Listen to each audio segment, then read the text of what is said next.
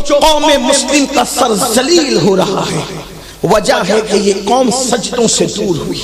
لوگ کہتے ہیں مولانا ٹائم نہیں ملتا. میں نے کہا جس کو نماز کے لیے ٹائم نہیں ملتا اس کو مسلمان کہلانے کا حق کیا ہے؟ کیا نماز کے بغیر بھی اسلام ہے؟ جس طریقے سے ستون کے بغیر عمارت نہیں ہوتی، نماز دین کا ستون ہے. اللہ کے رسول علیہ السلام نے فرمایا جس کی نماز نہیں ہے اس کا دین نہیں ہے.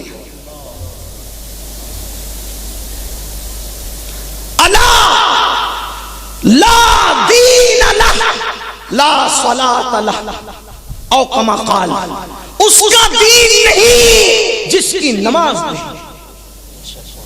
نماز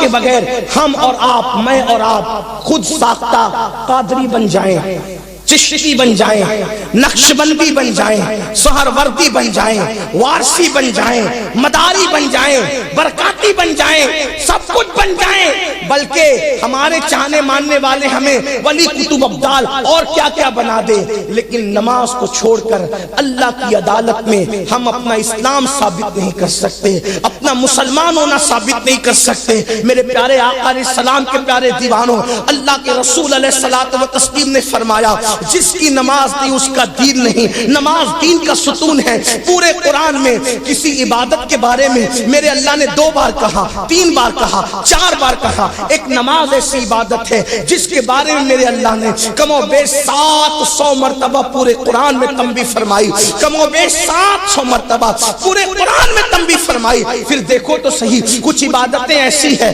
جو مالداروں کے لیے خاص ہے، کچھ عبادتیں ایسی ہیں جو طاقتوروں کے لیے خاص ہے، کچھ عبادتیں ایسی ہیں جو مقیم کے لیے، مسافر کے لیے نہیں ہے. تھوڑی اس کی تشریح کرتا چلو. حالانکہ میں مسائل کے معاملے میں بڑا کمزور آدمی ہوں، میرے پاس اتنا علم نہیں. مثال کے طور پہ حج کس پہ فرض ہے؟ من استطاع الیہ سبیلا، استطاعت والوں پہ حج فرض ہے. زکوٰۃ کس پہ فرض ہے؟ مالداروں پہ زکوٰۃ فرض ہے. قربانی کس کے لیے لازم ہے؟ مالدار تو ہو، صاحب نصاب تو ہو، لیکن مسافر نہ ہو بلکہ مقیم ہو. اگر مسافر ہے تو اس پر نماز جو ہے وہ قربانی اس کے لیے لازم نہیں. یعنی عبادتوں کا معاملہ الگ الگ ہے. لیکن اللہ روزہ ہے، روزہ سب پہ فرض ہے، لیکن بیمار ہے اسلام کہتا ہے چھوڑ سکتے ہو بعد میں رکھ لینا. مسافر ہو چھوڑ سکتے ہو بعد میں رکھ لینا. یعنی ہر عبادت کے لیے رعایت دی گئی. لیکن جہاں نماز کی بات آتی ہے تو کہا استطاعت کا معاملہ نہیں، غریبی امیری کا معاملہ نہیں، اقامت اور مسافرت کا معاملہ نہیں. نماز ہر امیر پہ فرض ہے، ہر غریب پہ فرض ہے. نماز ہر چھوٹے پہ فرض ہے، ہر بڑے پہ فرض ہے. یعنی اگر وہ بالغ ہو جائے، عمر کتنی اس کی کم ہو لیکن اس میں فرض ہے، اور کتنی بڑی عمر ہو جائے یعنی بڈھا ہو جائے، بوڑھا ہو جائے، اس کے بعد بھی اس کو نماز پڑھنا ہے. بیمار کے لیے روزے کے معاملے میں رعایت ہے، بیمار ہو تو روزہ چھوڑ دو بعد میں رکھ لینا. لیکن نماز کا معاملہ بیماری میں بھی نماز نہیں چھوڑ سکتے، حتیٰ کہ اگر کھڑے ہو کے نہیں پڑھ سکتے تو اسلام کہتا ہے بیٹھ کے پڑھ. اتنا بیمار ہو گیا بیٹھ کے بھی نہیں پڑھ سکتا، کہا لیٹ کے اشارے سے پڑھ، ابھی بھی تجھ پہ نماز معاف نہیں ہے. میرے پیارے آقا علیہ السلام کے پیارے دیوانوں، میں پوچھنا چاہتا ہوں بیماری میں بھی یعنی مرے دم تک کی نماز معاف نہیں ہے. ہاں اگر نماز نہیں پڑھنا ہے تو کچھ لوگ ہیں جن پہ نماز نہیں. نمبر 1 برا مت ماننا، جن پہ نہیں ہے وہ بتا رہا ہوں. کافر کے لیے نماز فرض نہیں، نابالغ پہ نماز فرض نہیں، پاگل پہ نماز فرض نہیں. کافر، نابالغ، پاگل، ان تینوں پہ نماز فرض نہیں. تو آپ ان تینوں کھانوں میں سے کس کھانے میں اپنے آپ کو شمار کرتے ہیں؟ کیا معاذ اللہ پاگل سمجھتے ہیں اپنے آپ کو، یا معاذ اللہ ثم معاذ اللہ کافر سمجھتے ہیں، یا پھر اپنے آپ کو نابالغ سمجھتے ہیں 4 بچوں کے باپ ہو کر بھی؟ کیا ہے آپ؟ جب پاگل نہیں، کافر نہیں، نابالغ نہیں تو رسول اللہ نے فرمایا نماز فرض ہے. پھر نماز سے کیوں دوری ہے اور کیا دوری ہے؟ اور سن لو، یہ جو دماغ کے اندر خبط لے کے بیٹھے ہو نا کہ نماز نہیں پڑھیں گے، ہمیں کیا ضرورت ہے نماز پڑھنے کی، ہم تو جنت میں جانے والے ہیں. جیسے بیل سے دودھ نہیں نکل سکتا، ویسے بے نمازی کا داخلہ جنت میں نہیں ہو سکتا. میں نہیں کہہ رہا ہوں، نہ میں کوئی مایوس کرنے آیا ہوں، لیکن سچی بات کرنا ہے. کیونکہ جلسے میں آنا اپنی تجارت اور پیشہ نہیں، جلسے میں آنا اپنی عبادت ہے.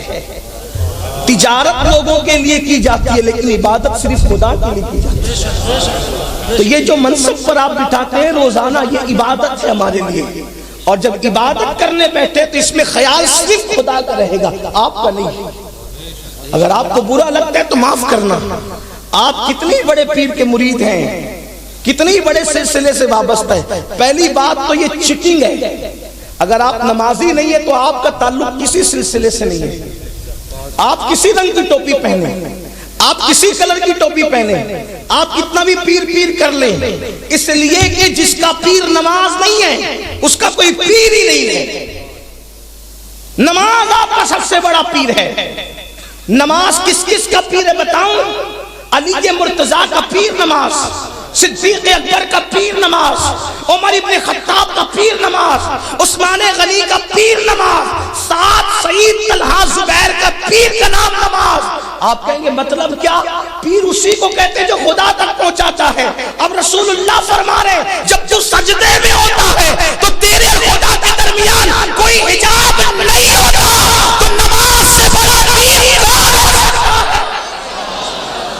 اسی لیے ہمارے یہاں شرط ہے، ہمارے یہاں شرط ہے پیر کالا ہو، گورا ہو، عربی ہو، اجمی ہو، پٹھان ہو، سید ہو، اگر وہ نمازی ہے تو وہ پیر ہے.